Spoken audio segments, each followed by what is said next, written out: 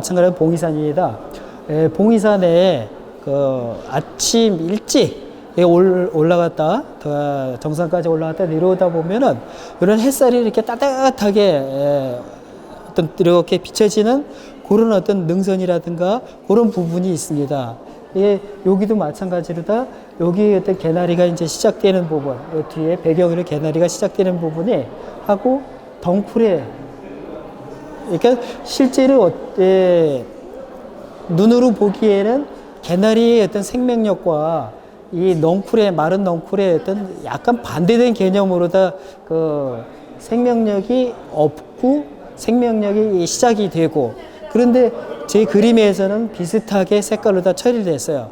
약간의 어떤 차이는 있지만, 우리는 이 다시 말해서 어떤 자연의 부분은 이 뭐 겨울이하고 봄하고의 어떤 아주 차이가 아니라 순환이라는 개념으로 다 우리는 이해를 할 수가 있다는 거죠. 그래서 색깔을 거의 개나리하고 마른 넝쿨하고 같이 이렇게 표현을 해본 거는 그 어떤 서로 이 연관된 동떨어진 자연이 아니라 연관된 순환의 어떤 고리로서 생명력을 갖고 있다. 분명한 것은 덩쿨이라 해서 생명력을 잃어버린 것이 아니라 그 다음번에 생명을 준비할 수 있는 에너지원이다 라고 이렇게 말씀드릴 수가 있는 거죠. 이것도 순환의 표상 새벽녘에 이제 햇살이 살짝 이렇게 들어오는 어떤 그런 부분의 느낌을 이렇게 표현을 해 봤습니다. 그리고 쭉 이렇게 보시다 보면은 그 안쪽에는 그 우리가 흔히 컬러로 얘기하면 울트라마린 딥이라는 색깔이 있습니다. 그 청색 쪽에서도 굉장히 에너지를 갖고 있는 발색이 굉장히 좋은 그런 색깔입니다. 그래서 저는 물론 저 아닌 다른 어떤 작가들도 이 울트라마린 딥이라는 이 색깔은 나름 푸르름, 새벽, 생명력 이런 어떤 의미를 이제 갖고 있다는 거죠. 그래서 이제 제가 참 좋아하고 그러는 거는 자연을 이렇게 넝쿨을 그릴 때는 이런 그 밑바탕에 그 울트라마린 딥이라는 색깔을 밑바탕에 깔고 거기서부터 이제 그 시작을 하게 되는 거죠. 예. 그래서 마른 넝쿨일지라도 이 색깔 자체에는 그 뒤에 있는 울트라마린 딥이라는 나름 생명력을 가지고 있는 제 나름대로 부여하는 색깔이 있기 때문에 생명력이 아닌 것은 아니다. 나름 생명력이 있다라고 이렇게 말씀을 드릴 수가 있죠.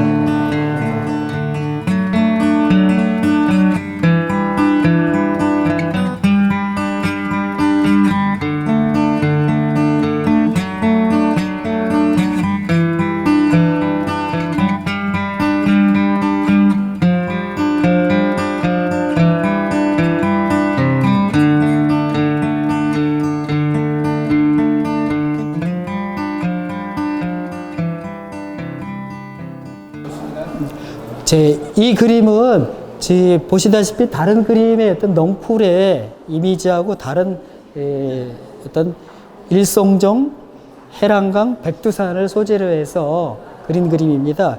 이 그림을 그리게 된 계기는 뭐냐면은 제가 이제 춘천에 있는 강원문화재단에서 어떤 작가들이 어떤 역사 의식에 대한 어떤 표현이랄까 이런 어떤 의미를 갖고서 올해 초에 중국을 그 발해의 어떤 유적지를 다녀왔습니다. 우리 작가들끼리요. 그래서 그 작가들이 우리 역사 인식에 대한 의미를 어떤 식으로 다 표현할까 나름 이제 거기에 대해서 많이 논의도 하고 그런 상태에서 저는 이제 그 실제적으로 다 우리가 이제 가보셨겠지만 이 발해의 어떤 그런 이 유적이랄까 고구려 유적은 그래도 많이 나름 남아 있습니다만 발해의 유적은 거의 안 보이더라고요. 그리고 실제적으로 다 남아 있는 것들이 없고요.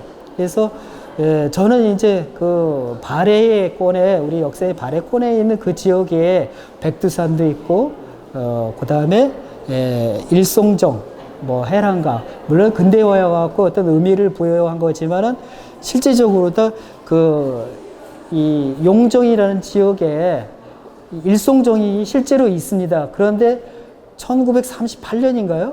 그 일본군 이렇게 산 위에서 총독분과 거기를 내려다본 어떤 게 기분 나쁘다고 이 구멍을 뚫고 후춧가루 물을 부어서 고사를 시켜버립니다.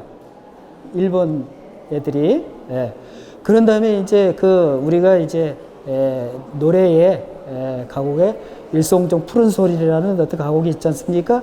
거기에 어떤 의미는 사람들이 알고 있지만 실제로 이제 없는 게 안타까워갖고 1996년인가 8년인가에 소나무를 한 그루 그 일송정이 있던 자리에 심습니다.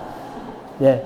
그래서 지금 이렇게 소나무가 있긴 하지만 우리가 이제 의미하는 생각하고 있는 그 일송정의 의미하고는 조금 이제 다른 거죠. 그래서 저는 이제 이 강원도에 있는 소나무를 언제 한번 봤습니다. 근데 이 소나무가 크지 않은 소나무긴 하지만 굉장히 힘있게 용이 어떤 이렇게 확 힘차게 뭔가 날아올리려는 그런 어떤 이 모습을 갖고 있더라고요. 그래서 저 나름대로 이 소나무를 일송종의 어떤 대리송이랄까?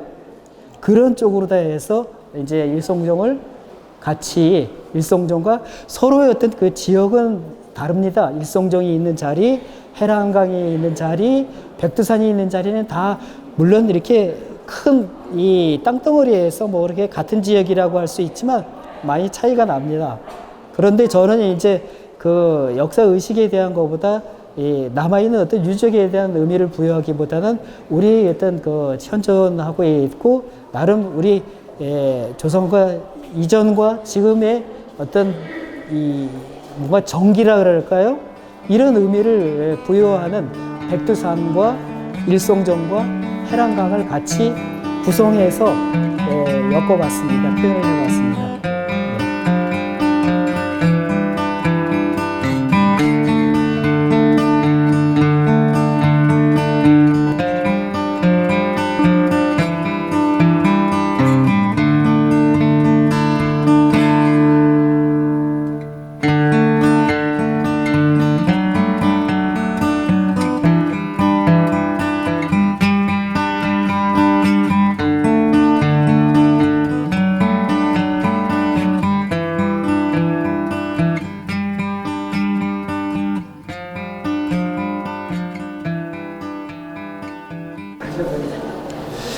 예, 요 작업은 이렇게 보시다시피 이 넝쿨에 대한 어떤 의미를 부여했지만 그 넝쿨이라는 것은 우리 사람들과의 어떤 관계랄까 그런 얽히고 설킨 어떤 관계, 이렇게 어떤 인연, 어떤 좋은 의미에서 그래서 앞에 이제 그 봄에 피는 그 앞에서 이렇게 다뤄지는 어떤 소재하고는 비슷합니다만은 그 인연이라고 하는 것은 뭔가 우리의 어떤 그 좋은 인연, 사람과의 관계에선 좋은 인연에 대한 의미를 부여하고자 이제 같이 봄에 아주 이렇게 하얗게 조팝나무죠.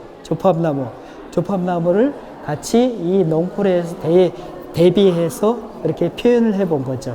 그래서 사람들은 어떤 인연의 어떤 큰 역할, 그게 어떤 덩굴의 의미로 다 이제 표현을 해봤지만 굉장히 서로 정말 이렇게 배려하고 아끼고 이해하면서 살아야 되는 게 아닌가. 서로의 어떤 사람끼리에서 좋은 어떤 인연이라는 그 부분에서 이제 이렇게 표현을 해봤습니다.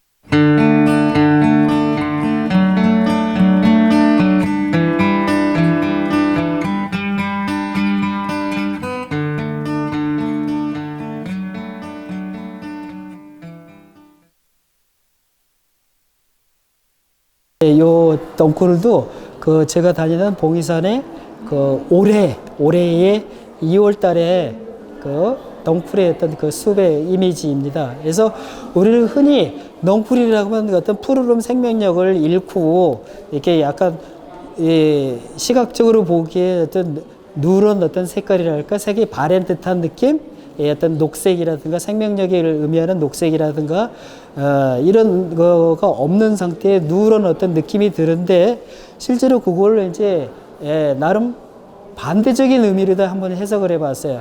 우리가 흔히 이제 이 자연의 어떤 생명이라면 녹색이라는 어떤 의미를 하는데 여기서 그 누런색을 빼버리고 녹색이라는 의미를 어떤 반어적인 어떤 의미를 갖고 이 마른 어떤 넝쿨을 표현해 본 거죠. 그러니까 아까도 이제 제가 말씀드렸듯이 어떤 이 생명력을 잃은 어떤 넝쿨이 또 아니면 생명력이 있는 어떤 개나리가 어떻게 보면 같은 맥락이라고 생각할 수 있죠. 순환이라고 생각할 수가 있는 거죠. 예. 그래서 이제 요거를 이 갈색 어떤 의미가 아니라 녹색, 연두색으로 다 해서 물론 생명력을 잃은 시각적으로 잃은 이 자연이긴 하지만 그거를 녹색으로 다 한번 반어적인 어떤 의미로 다 이제 표현을 해본 거죠.